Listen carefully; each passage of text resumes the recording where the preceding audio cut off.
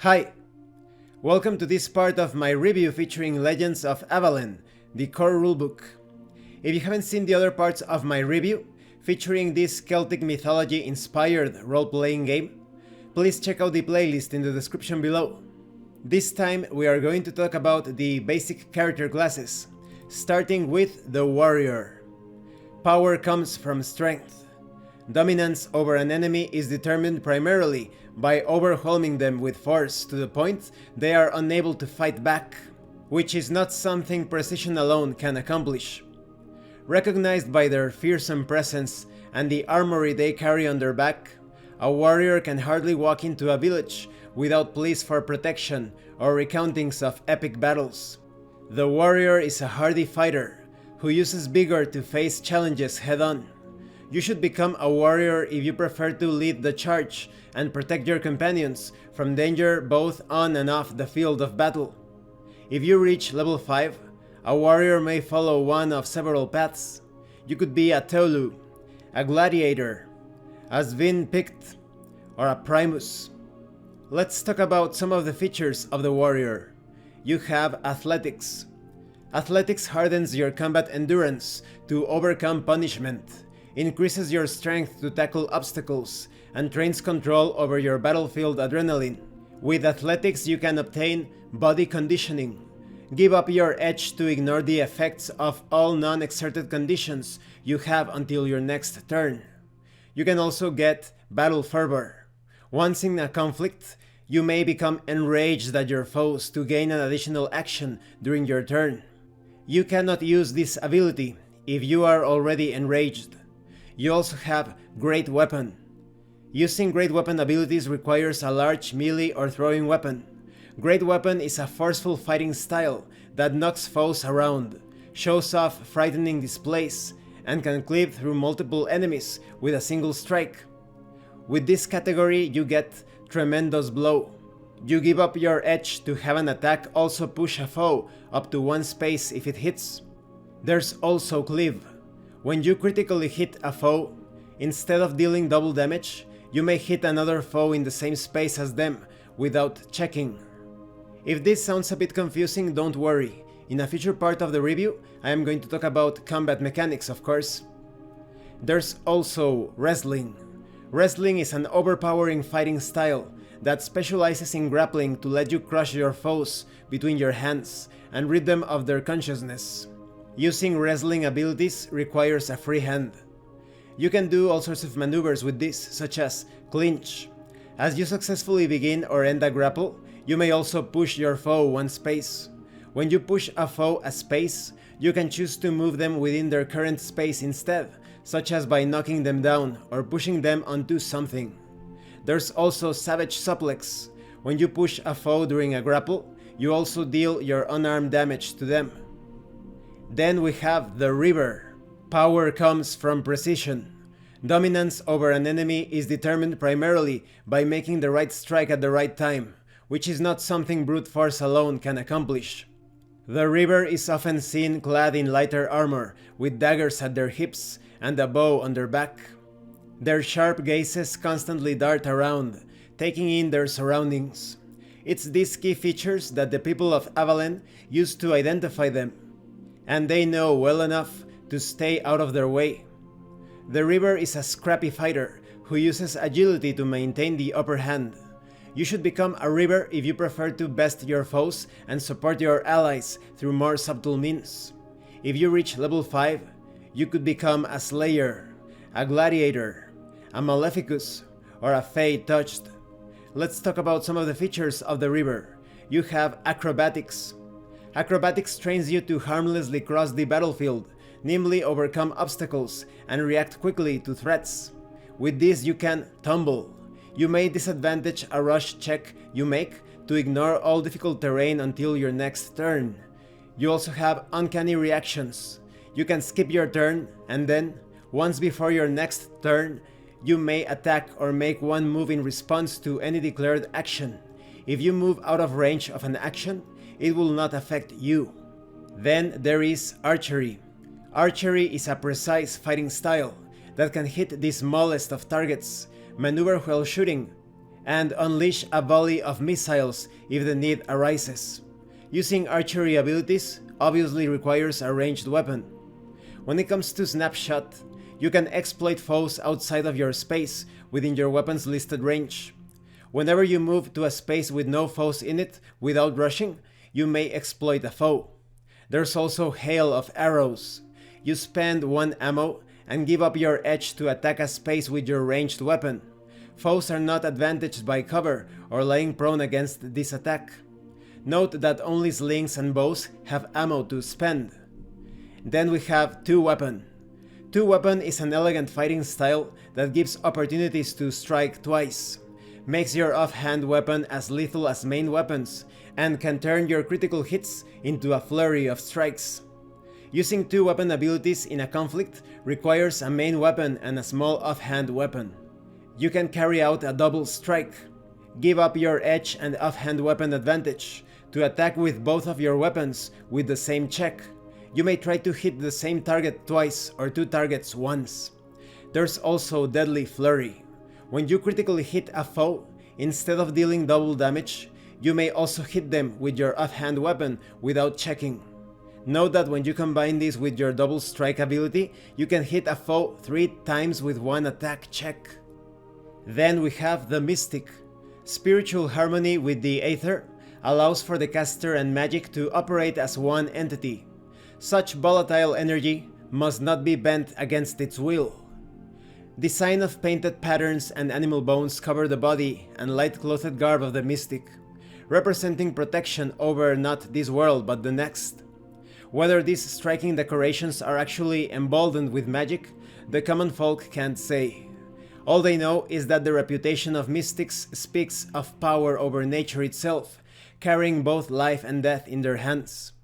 The mystic is a medium of the other world who uses spirit to channel natural forces. You should become a mystic if you wish to learn forthright magics that empower your allies and obliterate your foes. If you reach level 5, you could become a druid, a Sven-Pict, a Maleficus, or a Fili. Let's talk about some of the features of the mystic. You have spell casting. Mortals in Avallen use magic by casting spells. Spells come from spell schools and are often flexible in nature, but default to affecting a single target that you must touch. The number given in parentheses at the beginning of its description is its complexity. A spell's complexity grants that many disadvantages to casting it. You may also raise a spell's complexity to increase its range and scope. Some spells also list concentration after their complexity. Concentration spells can be maintained over time by expending an advantage on them on each of your turns. We will talk more about magic in a future part of this review. You have Cantrip. Once you have learned the first spell from a spell school, you also learn how to cast a cantrip spell using that kind of magic. A cantrip is a small spell, a minor feat of wonder, that advantages or disadvantages another check. The varied nature of magic also allows you to be very flexible with a cantrip's effect within the realm of its spell school. For example, an elemental mystic might shift a piece of ground to help their group climb a wall, or a blood mystic might give a diplomat a headache before they speak with them. You have the discipline of blood. Blood magic allows you to strike past a foe's physical defenses, empower or enfeeble the body, and drain the life from one being to another. With things such as blood boil, the target becomes enraged at their nearest non-ally, and you deal them a certain amount of damage. There's also blood bind. The target gains the same conditions as a willing character that you touch. Whenever the willing character gains any other conditions, the target gains them as well. There's also the elemental discipline. Elemental magic allows you to manipulate earth, water, air, and fire to strike foes, protect allies, and conjure storms.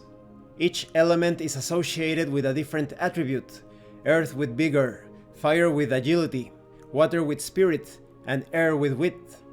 Whenever you cast an elemental spell, you must choose which element you are using. This then determines which attribute is used in the spell and is checked by you and any foes targeted by it. You have Elemental Blast. You use an element to release a violent energy, dealing damage.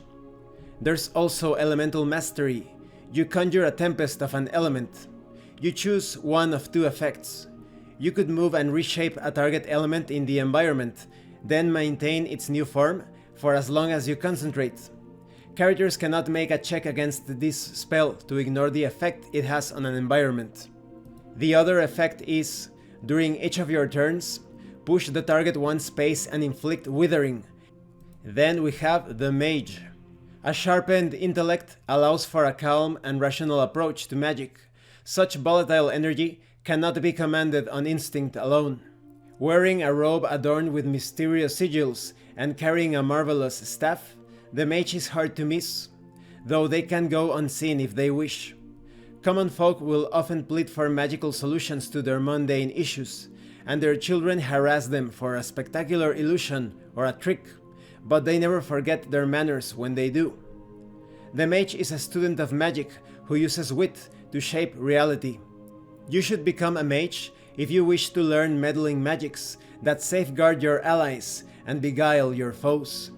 If you reach level 5, you could become a magister, a primus, a fey-touched, or a filly. You have the spellcasting capacity, just like the mystic, but you have other disciplines, such as illusion. Illusion magic allows you to make something difficult to notice, trick the senses of others, and completely control the appearance of things. With effects such as blur, you obtain advantage on checks to hide yourself, and attempts to attack you or target you gain a disadvantage. You also have veil reality. You create an illusion that alters the target's appearance to anything of your choice, even to nothing. Once the spell is successfully cast, others can only naturally identify the target's illusory nature by physically interacting with it. Then you have Psychic. Psychic magic allows you to move objects with your mind, read thoughts, and compel the actions of others, with effects such as telekinesis. You interact once with a target using your mind as if you were using your hand. You may push a large object or foe 2 spaces. If a foe hits or is hit by an object larger than them, that foe suffers damage. You also have Command Mind. The target does a task of your choice while you concentrate on this spell. This command is not followed if the target knows it will harm them, or others it would not want to harm. There is also the Time Discipline. Time magic allows you to change the condition of objects, rewind the moment, and control the flow of time. With effects such as Adjust Entropy, you repair or break a target type of item of your choice, of size large or smaller, for as long as you concentrate on this spell. Example items include weapons, armor, or shields. There is also Time Torrent. You choose one of 2 effects. The target is advantaged with all checks and, on each of their turns, can make one movement without an action. Or you could use the option of the target is disadvantaged with all checks and, on each of their turns, their movement is reduced by 1. And this concludes this part of the review. In the next part we are going to talk about the legendary paths. These are more advanced classes. They feel a bit like hybrids in some cases, that is, they combine different disciplines from the base classes. I like how each of the base classes has a certain uniqueness to it. For example, the warrior takes a more brutal force approach when compared to the river. If there is an obstacle in the path of the river or the warrior usually wants to destroy that obstacle, while the river will find some way around that obstacle. When it comes to the mystic and the mage, the mystic feels a bit more versatile when compared to the mage. You have effects to cause damage, to heal, to protect, to enhance or boost something, while the mage feels more like a psionics user or a psychic sort of player character that relies on special effects, on context, on the sort of encounter. And in general, I would say that the mage is a bit trickier to use when compared to the mystic. Thank you for watching this part of the review. If you have any comments or questions, please let me know. And thank you so much to those of you that have been supporting the channel by sending drive-thru RPG gift certificates. If anyone else wants to further support the channel, the information on how to do that will be in the description below. Once again, thank you, and see you later.